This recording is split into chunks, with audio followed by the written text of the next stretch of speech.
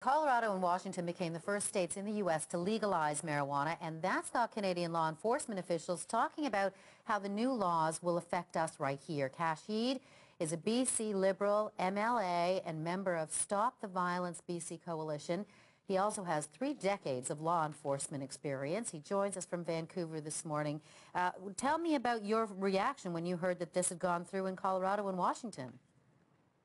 Well, Colorado was a bit of a surprise. Washington wasn't. I've been following the movement in the United States for quite some time, and those 2 states have now moved further left than the Netherlands has, and their constituents have clearly spoken that they want to stop chasing these criminals around and treating people like criminals for possession of marijuana, and instead they want to regulate the industry, tax the industry, and take the profits away from criminal organizations that are involved in the black market for marijuana in their particular states. And you also think that this would be a good thing for British Columbia as well, right? Absolutely. I think whenever you're able to remove the illicit market, such as what you have for marijuana in the United States and the large demand for marijuana that heads from BC to the United States, where criminal organizations make a significant amount of profit and then exchange that into cocaine and guns and bring it back to Canada, it will have a direct effect here on BC. So certainly that is something that we will benefit from if in fact those exemptions actually take place in those 2 states.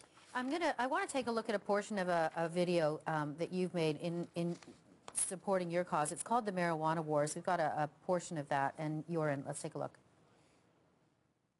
But over the years, as I went forward in my law enforcement career, I realized that years and years and years of spending money on enforcing prohibition for drugs has been a failure.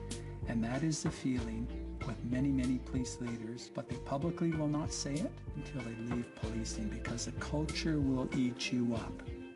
A lot of people, praised this video when you came out with it. It was pretty bold, I think people thought, for you after spending so many years as a police officer, and indeed on the gang task force, to come out and do that. At what point in your policing career did you think that this war on drugs was futile?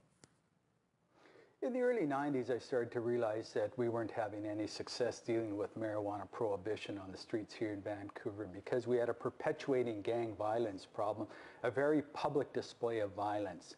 And it wasn't until 2001, when I was a commanding officer of the drug unit for the Vancouver Police Department, where I realized our record-breaking arrests, record-breaking interdiction of marijuana and other illicit drugs in Vancouver wasn't really making much of a difference. And I testified in front of the Senate committee that was looking into marijuana, and at that time I told Senator Pierre Nolan and others that marijuana prohibition was not working in Canada. I did not feel it would ever work in Canada, that we were not going to arrest our way out of this particular problem, and we had to look at other approaches and other policies to deal with marijuana in Canada. So, as a commanding officer of the drug unit at that particular time, that was unheard of for someone to take that position in law enforcement. And Senator Nolan complimented me, saying that I'd gone to where no other law enforcement official had at that particular time. But truly, we have been fighting a losing cause for quite some time.